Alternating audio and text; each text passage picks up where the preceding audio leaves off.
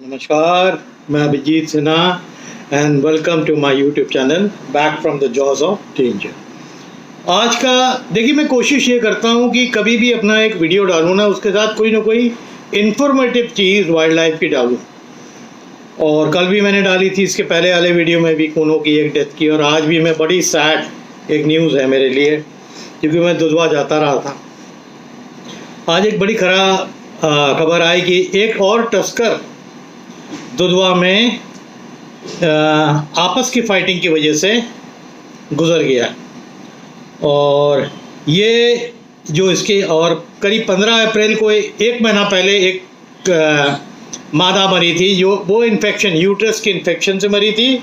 और ये जो नर है, ये तस्कर था, ये इसकी डेथ जो है हुई है, ये फाइटिंग से हुई।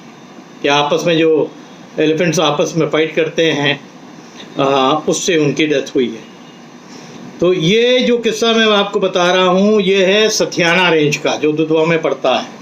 और जो पहली डेथ हुई थी वो सोनारीपुर रेंज में, जो हथनी जो मरी थी। वो बहुत सैड एंड है कि इतने बड़े बड़े एनिमल्स मर जा रहे हैं।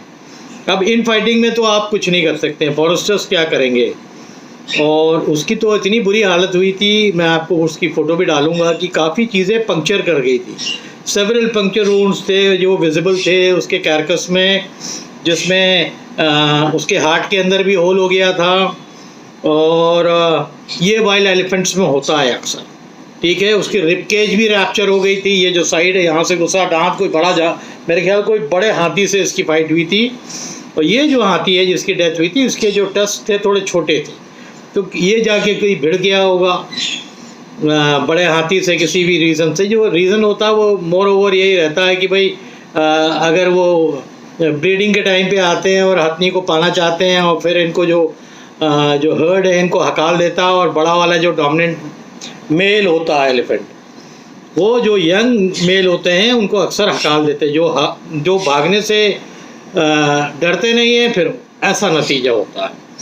तो इसके रिब केज में बहुत रैप्चर हुआ था, हार्ट पंक्चर हो गया था, और सर्कुलेटरी जो भी सिस्टम थी वो पूरी कोलैप्स कर गई थी। And that was the cause of the death of this poor elephant. तो बहुत ख़राब न्यूज़ है। और बाकी पेपर में भी इसके बारे में आया है। सैडली ऐसा ये जंगलों का एक रिवाज है, ये होता रहता है। जो डोमिनेंट है वो रूल करेगा, जो कमज़ोर है वो ख़त्म हो जाएगा। एनीवे, इसी न्यूज़ के साथ आज जो मैं अपनी स्टोरी डाल रहा हूँ, वो अपने पैरानॉर्मल एक्सपीरियंस जो जंगलों में मैंने किए। 2 पैरानॉर्मल एक्सपीरियंसेस हुए थे। एक टाइम पे ऐसा हुआ था कि मैं हमारे फादर जब नागपुर में पोस्टेड थे, जो आज आप टडोबा बोलते हैं ना, चंद्रपुर डिस्ट्रिक्ट में पड़ता है। और चंद्रपुर में हमारे फादर क्योंकि ड्रिलिंग के इंजीनियर थे, तो वहाँ बहुत ड्रिलिंग भी होती थी एक टाइम पे। काफ़ी कैंप्स भी हमारे लगे। और टाइगर साइटिंग जो मैं बोलता हूँ ना, बचपन में हमने देखा हुआ है, जंगलों में टहलते हुए हमने टाइगर देखे। तो आज टडोबा हो गया है। I am talking about 70s, early 70s, बहुत यंग जब था, इसमें 14-15 की एज में था, या फिर थोड़ा लेट जब मैं जाया करता था। तो दैट वाज द एरिया जहाँ मालूम था कि टाइगर्स बहुत है। चंद्रपुर में मैं आई हैड नो आइडिया कि टडोबा वहीं पड़ता है। वो वाइल्ड लाइफ टाइगर रिजर्व हो जाएगा, इतना फेमस हो जाएगा, बट वही एरिया था। तो ऐसी ही एक जगह है, हम लोग महाराष्ट्र से, मेरे at that time my father was posted in Nagpur. तो नागपुर से हम लोग जा रहे थे, एक उनका कैंप उनको विजिट करना था यहीं पर चंद्रपुर में। एंड आफ्टर चंद्रपुर हम लोग को एमपी की तरफ जाना था।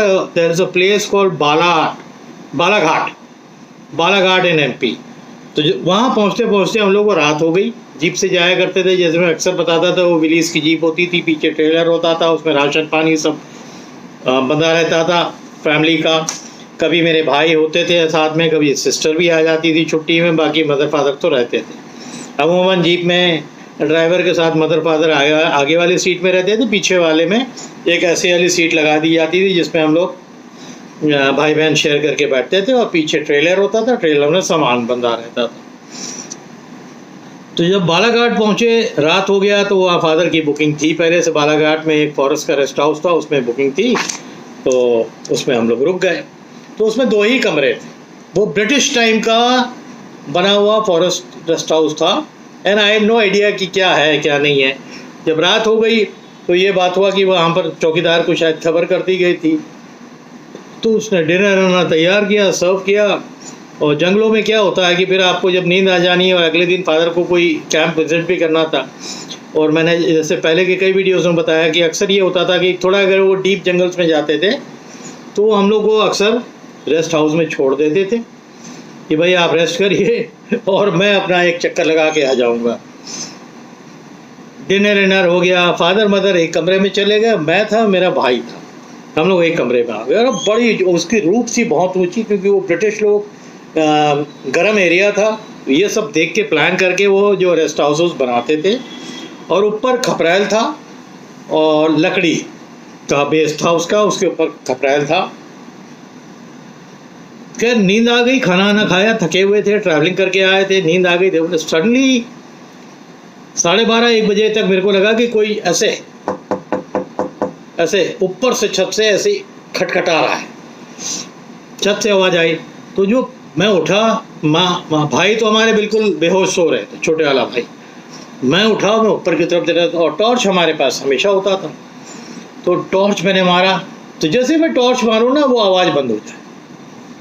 फिर थोड़ी देर में एक टैपिंग की आवाज़ आए, तो मेरे को ये लगा कि कोई चिड़िया ने अपना घोंसला बनाया होगा, और वो चोंच से तेज तेज टैप कर रही है, और समझ में भी नहीं आ रहा, दिख कुछ नहीं रहा था। जब मैं टॉर्च मार रहा था मेरे को दिख कुछ नहीं रहा था कि है क्या ऊपर।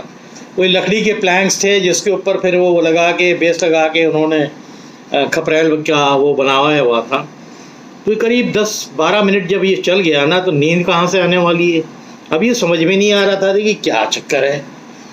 मैं मन ही मन ये सोचने लगा कि किसको उठाऊं, इसको उठाने से फ़ायदा नहीं, ये सो रहा है, I think he is not hearing the voice, I was hearing the voice. So मैं आई जस्ट गॉट अप, और बिल्कुल दरवाज़ा ऐसे ही लौटा हुआ था जो फादर के कमरे का था। तो आई वेंट इनसाइड और मैंने उनको जो है टैप करके जगाया। बोले क्या हुआ? मैंने कहा कुछ आवाज़ आ रही है ऊपर छत से। तो कह रहे कि चलो देखते हैं। तो टॉर्च मारो, टॉर्च मारा, उन्होंने भी देखा। कह रहे कुछ नहीं, वो चिड़िया ने घोंसला बनाया होगा और चुपचाप सो जाओ, डरने की ज़रूरत नहीं है। मैंने आवाज़ सुन ली और उस समय वो टैपिंग फिर हुई, ऐसा लगता है जैसे चोंच से आवाज़ आ रही है। तो उन्होंने कहा कुछ नहीं, वो चिड़िया का घोंसला है, आप सो जाओ। और वो अपने कमरे में चले गए। अब वो तो अपने कमरे में चले गए, यहाँ मेरी जान सूखी हुई है कि क्या है, खाली चिड़िया ही चोंच मार रही है। हर बार जब टॉर्च मारता हूँ तो वो क्यों रुक जाता है, और टॉर्च फिर बंद करता हूँ फिर वो टैपिंग चालू हो जाती है। डैडी के जाने के, फादर ने, मैं उनको बाबा बोलता था, बाबा के जाने के करीब आधा घंटा यही चलता रहा। तो हिम्मत तो मेरे को रहते रहते बहुत आ गई थी। मैंने बोला बट ये क्या चीज़, क्या है, इसको मैं डील कैसे करूँ। मैं थोड़े का ये फिर मैंने ये तय कर लिया कि मैं कुछ देर जो है टॉर्च को ऑन रखूँगा। जब मैंने टॉर्च ऑन किया ना, तो ऐसा लगा कि इसको, ये टैपिंग तो बंद हो गई बट कुछ मूवमेंट होने लगा छत के ऊपर। तो मेरे को डर ये लगा कि कोई ऐसा तो नहीं है, कोई जानवर है जो छत के ऊपर चढ़ गया है, and now he is moving. तो अब बाहर भी नहीं जा सकते, अब रात में जंगल में कहाँ जाएंगे, गेस्ट हाउस में, घनघोर जंगल के बीच में रेस्ट हाउस था, वो कहाँ जाएंगे। तो आई जस्ट वेटेड पेशेंटली कि अब क्या, बाबा के बाद मेरे को बड़ी शर्म भी आती थी कि मैं जा रहा हूँ अभी एक शिकायत लेके।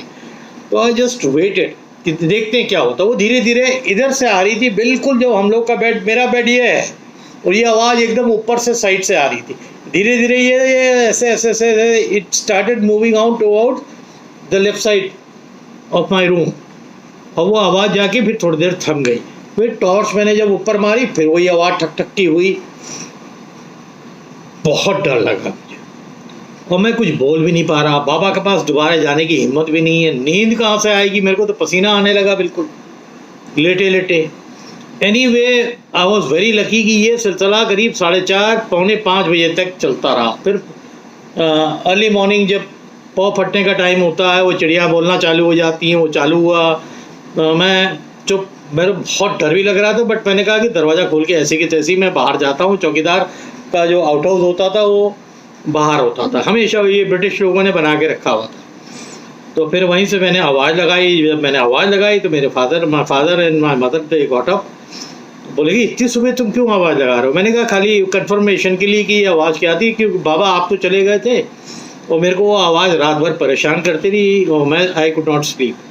गब्बू तो अपना सो गए थे आराम से, मैं younger brother he went sleep और बिल्कुल बेहोश हो रहे थे। ही हैड नो आइडिया कि क्या बीता है नीचे।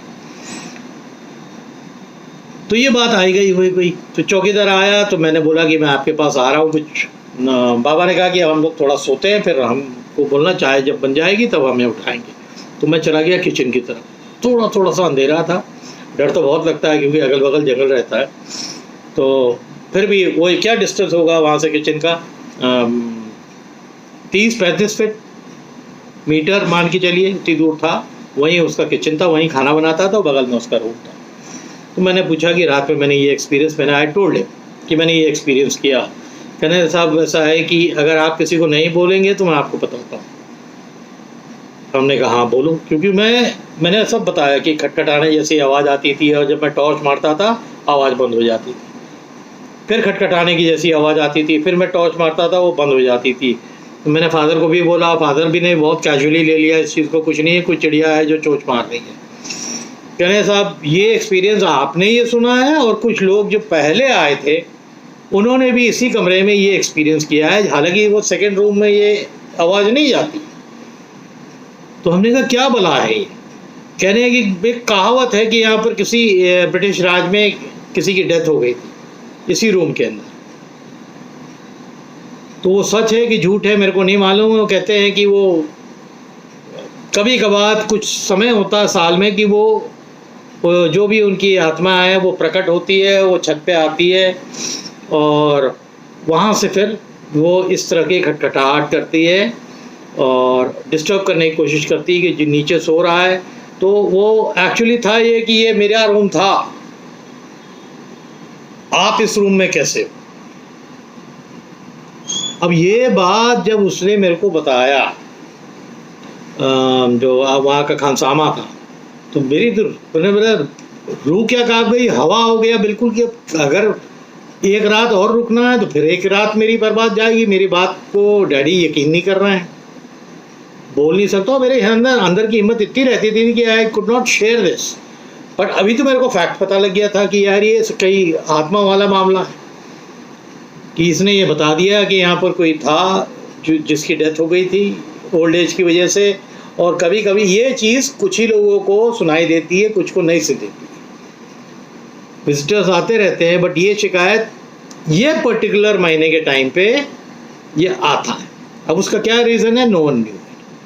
तो बहुत ही भयानक वो रात थी। मैं आपको क्या बताऊं कि जो कहते हैं ना कि पैरानॉर्मल एक्सपीरियंस आपको हुआ कि नहीं हुआ, हुआ, और बहुत यंग एज में हुआ, और मैं किसी से शेयर भी नहीं कर सकता। और फादर को अब मेरे को ये बड़ा अजीब, I used to feel very awkward कि ये क्या बात बताऊंगा, I should deal with this. कि अगर मैं जंगलों में रहा हुआ हूँ बचपन से, मैं पैदा हो गई मदर के पास, जंगलों में रहा और फिर बड़ा हुआ, बट जानवर के साथ तो आप डील कर सकते हो बिकॉज उनकी एक्टिविटीज़ की नॉलेज आपको बचपन से बता दी जाती है। बट ये पैरानॉर्मल चीज़ें हैं, इनको आप कैसे डील करेंगे? मैं आपको सही बताता हूँ कि मेरे हाथ के रोंगटे खड़े हो गए डर के बाद, और मैं शहर भी नहीं, पसीना ही पसीना। शर्ट मैंने उतार दी और वो अंगोछा था, टॉवल तो नहीं था, अंगोछा था, उसमें बार बार पोंछ रहा था। मेरे को ये लग रहा था कि अगर थोड़ा और हो जाता ना तो मैं वाकई जाके अपना रूम छोड़ के इसको भाई को भी उठा लेता और बाबा के कमरे में जाके सो जाता। बट शायद वो अंदर का एक जो वो ताकत होती है ना अपनी, उसने मेरे को रोक लिया कि लेट्स फेस इट, इसको झेलो। और मैंने झेला। जब हम लोग मॉर्निंग में ब्रेकफास्ट में रुके ना, तो जैसे ही बाबा ने बोला कि हम लोग अभी थोड़ी देर में सब पैकिंग वैकिंग कर लेना, यहाँ से निकल जाना, आई वॉज सो रिलीव्ड कि एक रात हमें ये वाले फॉरेस्ट रेस्ट हाउस में नहीं और गुजारनी है। जो भी गुजारनी होगी, कहीं आगे कोई रेस्ट हाउस होगा जहाँ भी बाबा का कैंप लगेगा या कोई कैंप होगा, तो कैंप लाइफ का तो मैं यूज टू था, तो हम उसको झेल लेंगे। तो मेरा एक एक्सपीरियंस ये हुआ, बड़ा भयानक। मैं किसी को ये बात बता भी नहीं सकता हूँ। कि कुछ देख भी नहीं रहे आप, कुछ फील भी नहीं कर रहे हो। कहते हैं ना लोग कि इस तरह की चीज़ होती है, the room becomes very cold. I could not feel that, कि अगर कोई है, कोई आत्मा है जो सर्कुलेट कर रही है इनसाइड द रूम, तो कहते हैं बहुत ठंड हो जाता है। तो ये एक्सपीरियंस मेरे को समझ में नहीं आया। ये जो कहानियाँ मैं सुनता रहता हूँ, I could not feel it. मैं तो बिल्कुल पसीने से तर हो रहा, डर के मारे, भय से, झूठ नहीं बोल सकता। एनीवे, आई होप कि ये कहानी पसंद होगी। एक एक्सपीरियंस और मेरा हुआ था। देयर वाज अ टाइम जिस समय मैं खेलता था,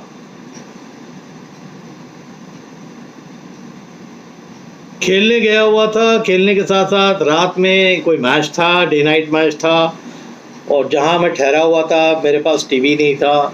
तो जहाँ मैं देखने गया था जिनके घर पे, वो रात में 1-1:30 बज जाते नॉर्मली। मेरे ख्याल कोई वर्ल्ड कप का ही मैच था ऐसे।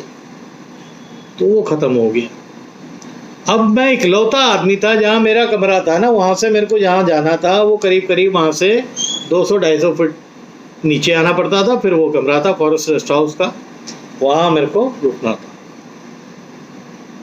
खैर ख़त्म हो गया, बड़ी एक्साइटमेंट, हो हल्ला सब चल रहा था। मेरे को याद नहीं आ रहा T20 का था कि वनडे का कोई वर्ल्ड कप था। और रात में वो ख़त्म हुआ और फिर मैं निकला। डिनर सब मैंने वहीं कर लिया था। मेरे को आगे खाली सोना था। जब मैं आधे टाइम पे, जब नीचे मैं ढाल से नीचे आ रहा था रेस्ट हाउस में जाने के लिए, आई सडनली फेल्ट कि there is a man coming towards me. तो मैंने कहा कि जहाँ मैं ठहरा हुआ हूँ कोई जा रहा होगा। तो मैंने ध्यान ही नहीं दिया, मैं अपना उतरता चला गया। वो अपना वो वर्ल्ड कप के जो मैच थे उसी के उसमें मस्त था, क्या परफॉर्मेंस किसका अच्छा हुआ, किसका बुरा हुआ। एंड जो ये बात मैंने आपको इसके पहले वाली स्टोरी में बताई थी ना, the moment that person crossed me, तब तक तो वो विजिबल लग रहा था कि कोई आ रहा है, बट जैसे जैसे वो मेरे नज़दीक आने लगे ना, तो I could not see his face और हिज बॉडी। मेरे को लगा कि अभी तो मैं देख रहा था, मेरे को लगा मैं ब्रह्म में हूँ, but suddenly when he crossed me, मेरे को इस हिस्से में बहुत ठंड फील, ठंडा, और फिर वो गायब हो गया पीछे। फिर मैं मुड़ा और मैंने देखा कोई दिख नहीं रहा है, बट अभी तो मैंने देखा था कि यहाँ से ये चढ़ाई चढ़ के आ रहा है, मैं नीचे जा रहा हूँ, वो ऊपर आ रहा है, और फिर वो चला गया। ऐसी सिचुएशन पे मैं बहुत ज़्यादा थोड़ा नर्वस होता हूँ। नर्वस है होता हूँ, मेरी हिम्मत टूटती है, बट कुछ कर भी नहीं सकते हैं। एनीवे, ये बात हो गई। आई रीच, बहुत किस तरह मैं गया हूँ, वहाँ से जो 5 मिनट थे रेस्ट हाउस तक पहुँचते खाली बार बार पलट के पीछे देख रहा था, कोई आना जाए आना जाए आना जाए। और जंगल का मामला और था कि कोई जानवर ना आ जाए, ये एक्सपीरियंस तो कोई एक्सपेक्ट ही नहीं कर सकता था। खैर गेस्ट हाउस में चला गया। तो जिसमें मैं रुका हुआ था गेस्ट हाउस में, जब मैं ब्रेकफास्ट के पहले आया, ब्रेकफास्ट के टाइम वो चाय और बिस्किट लेके जब आया किचन से, तो मैंने उसको ये बताया कि यार रात में मैंने ये चीज़ एक्सपीरियंस की है। तो उसने बोला कि सर एक चर्च है जहाँ पर एक पादरी थे, उनकी डेथ हो गई थी, और आप जो ये जिस रास्ते से नीचे आए हो, उस रास्ते में काफ़ी लोगों ने उनको आते हुए देखा है, और कुछ ही लोग हैं जो उनको देख सकते हैं, कुछ ही लोग हैं जो उनको खाली फील कर सकते हैं, और ना कोई आवाज़ करते हैं, वो खाली ही जस्ट वॉक्स अप। तो हमने कहा चर्च कहाँ है? उसने फिर चर्च का वो बताया कि जहाँ मैं रह रहा था वहाँ से थोड़ी दूर जाके वो चर्च था, वहाँ उनकी डेथ हो गई थी। आई think he had hanged himself, कोई रीज़न होगी। और जब भी इस तरह के हैंगिंग के केसेस होते हैं, और खासकर इंटीरियर में होते हैं ना, तो मैंने अक्सर सुना है कि अब सच बोलूँ कि झूठ बोलूँ, मेरे को तो उसका आइडिया नहीं है कि वो उनकी आत्माएं भटकती, बट कभी भी किसी को नुकसान नहीं किया ना मेरे को। अगर उस दिन अगर उसको नुकसान ही करना होता तो कर देता। I was all alone. But वो जो फीलिंग थी ना उस दिन की, मैं आपको क्या बताऊँ, कि मैं जल्दी एक जानवर से नहीं डरता हूँ जंगल के अंदर, बट वो जो जैसे ही लगा ना कि कोई आ रहा है ना, फिर एकदम से कैसे गायब हो गया। मेरे बाएं से जाना था, आई वॉज वॉकिंग डाउनवर्ड्स, और वो ऊपर आ रहा था, और मेरे को लगा कि आते आते वो गायब हो गया। तो मेरे को लगा एक आदमी कहाँ मुड़ के चला गया भाई इतनी जल्दी। बगैर ये जाने वही किस्सा हुआ। फिर मेरे को एकदम से वो बालाघाट की याद आई कि वो टक टक टक टक की आवाज़ हुई थी। और फिर वो उसने खानसामा ने जो कहानी बताई वो बाबा से भी मैं शेयर, भाई बाद में मैंने शेयर किया जब मैंने केम बैक टू नागपुर, मैंने फादर से शेयर की थी उसके बारे में। तो वो हंस रहे थे बड़ी तेज कि मज़ा आया। मैंने कहा मज़ा तो बहुत आया, डर भी बहुत लगा। और मैं जब ये डर की चीज़ होती है ना मेरे अंदर, whenever I feel fear inside me, I try my best कि मैं किसी से ये चीज़ शेयर ना करूँ, क्योंकि वो फियर उसको मैं देना नहीं चाहता कि मैं क्या एक्सपीरियंस करता हूँ, कभी कभार मैंने क्या एक्सपीरियंस किया है। बट वो बड़ा भयानक एक्सपीरियंस होता है कि विदाउट नोइंग कि ये क्या चीज़ है, कौन है, उसका चेहरा कैसा है, यू फील समथिंग। तो ये पैरानॉर्मल दो मेरे साथ एक्सपीरियंस हुए, एक तो जवानी में हुए, एक तो काफ़ी एज के बाद हुए। तो मैंने सोचा कि आज मैंने ये स्टोरी डाली थी हाथी की डेथ की, तो मैं ये शेयर करूं। और यही है लाइफ, यही मैं बोलता हूं। ऐसे बहुत से किस्से और भी आपके साथ शेयर करूंगा। अब तो अगला स्टोरी में अपने नाना जी की डालने वाला हूं, जिन्होंने एक रात में 2 मैनिटोस मारे थे। अब बट उसकी डिटेल अगले वीडियो में। अंटिल देन, चाओ, बेस्ट ऑफ लक। और उम्मीद करता हूँ आप ज़िंदगी को खूब जिदारी से जी रहे हो। मैं हमेशा यही विश करता हूँ कि जिनको भी मैं जानता हूँ नहीं जानता हूँ, वो तगड़े से रहे। हमेशा यही बोलता हूँ, आप तगड़े से रहिए, लाइफ तगड़े से रहेगी। Thank you.